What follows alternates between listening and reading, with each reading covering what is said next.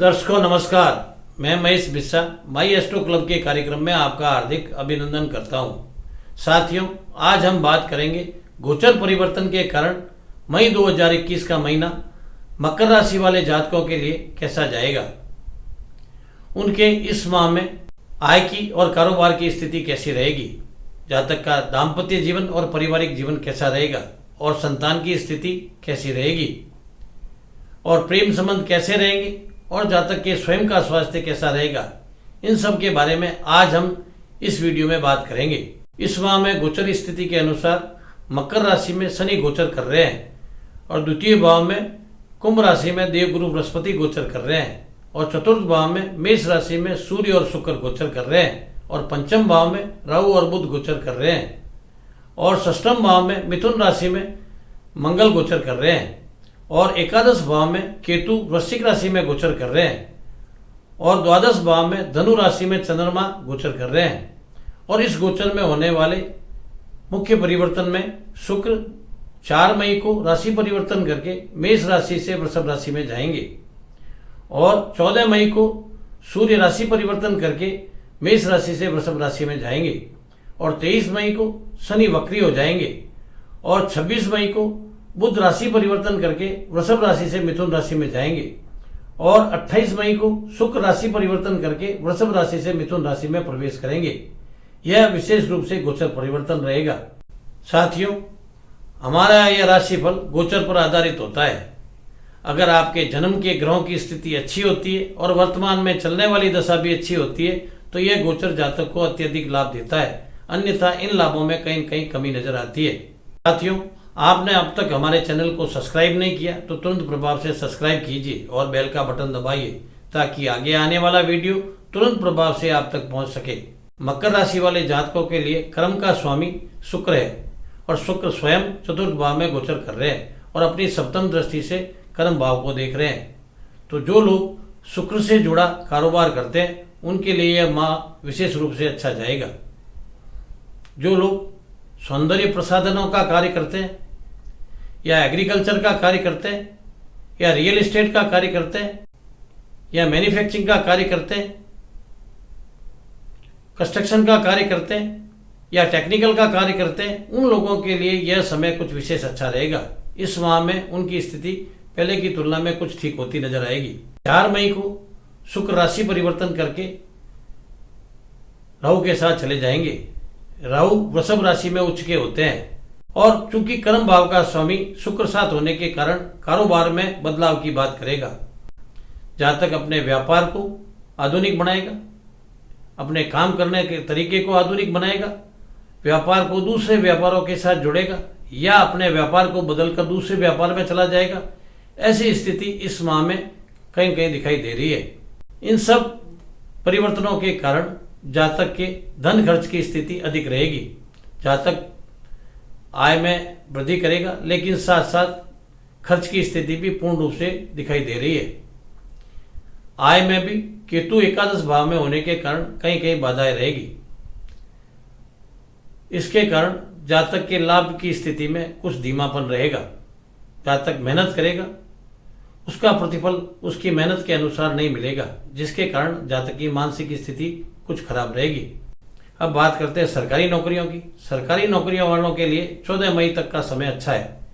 14 मई तक सरकारी काम करने वाले जातकों को कामकाज की अधिकता रहेगी, लेकिन अपने अफसरों के साथ तालमेल ठीक रहेगा और जातक अपनी नौकरी को ठीक ढंग से करता रहेगा।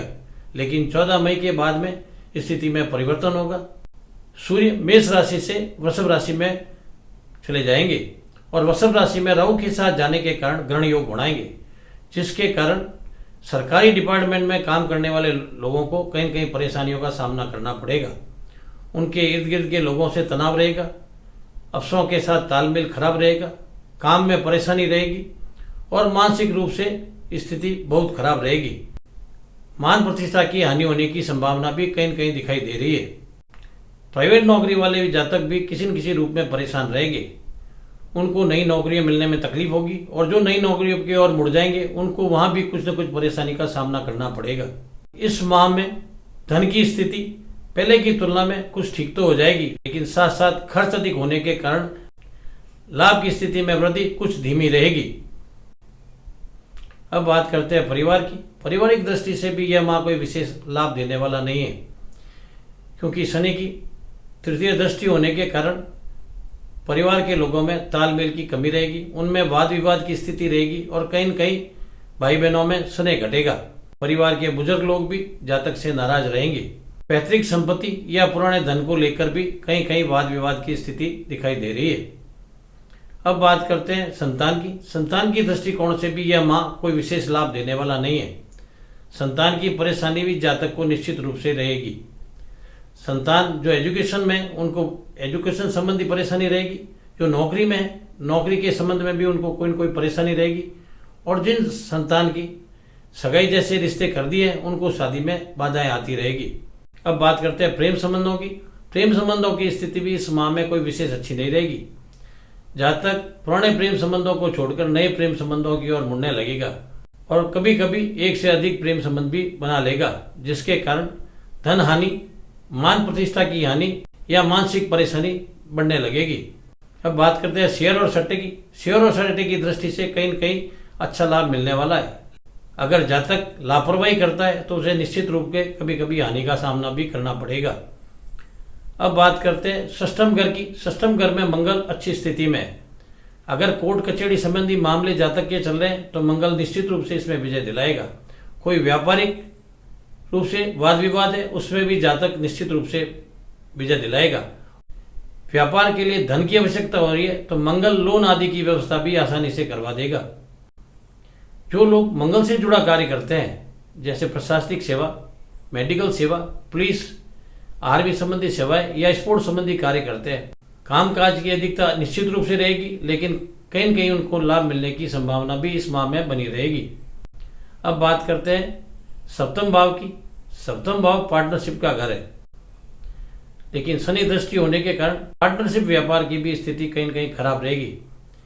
उनके आपस के तालमेल ठीक नहीं रहेंगे और उनमें आय की कमी रहेगी और जातक में वाद विवाद धीरे धीरे बढ़ेगा, लेकिन 23 मई के बाद ये स्थिति और खराब हो जाएगी।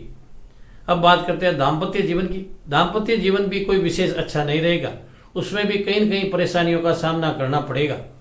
जातक के पति पत्नी में विचार कम मिलेंगे और वाद विवाद की स्थिति रहेगी। अब बात करते हैं स्वास्थ्य की दृष्टि से। स्वास्थ्य की दृष्टि से रक्त संबंधी रोग, पाचन संबंधी रोग, डिप्रेशन जैसी बीमारियां या एलर्जी जैसी बीमारियां अगर जातक को पहले से है तो इस माह में विशेष तकलीफ देगी। साथियों, यह कोरोना काल चल रहा है। इस माह के 25 तारीख के बाद में जातक के ग्रहों की स्थिति कुछ कमजोर हो जाएगी, जिसके कारण जातक को श्वास की तकलीफ, बुखार, खांसी, कमर दर्द, सिर दर्द जैसी बीमारियां रहने लग जाएगी। इसके कारण जातक को माह के अंत में अत्यधिक सावधान रहने की आवश्यकता है। जातक को इस कोरोना काल में अपने आप को स्वस्थ रखने के लिए इस माह के अंत में विशेष रूप से कोरोना के नियमों का पालन करना पड़ेगा, अन्यथा कहीं न कहीं स्वास्थ्य संबंधी परेशानी रहेगी। जातक इन सब परेशानियों को कम करना चाहता है तो हनुमान मंदिर में प्रतिदिन हनुमान जी की पूजा करे और हनुमान चालीसा या हनुमान अष्टक या सुंदरकांड का पाठ करे और शनि मंदिर में सरसों के तेल का दीपक करे और गरीबों को भोजन कराता है तो ये स्थिति धीरे धीरे ठीक होती जाएगी। जातक पूरा माह अच्छी आर्थिक स्थिति, अच्छे स्वास्थ्य और अच्छे दाम्पत्य जीवन के साथ निकाल लेगा। साथियों, आपको हमारे इस वीडियो संबंधी अगर कोई और जानकारी चाहिए तो आप हमें कमेंट्स बॉक्स में कमेंट्स कर सकते हैं या स्क्रीन पर चल रहे व्हाट्सएप नंबर पर हमें कॉल करके हमसे बात करके अपनी समस्या का समाधान करा सकते हैं। धन्यवाद।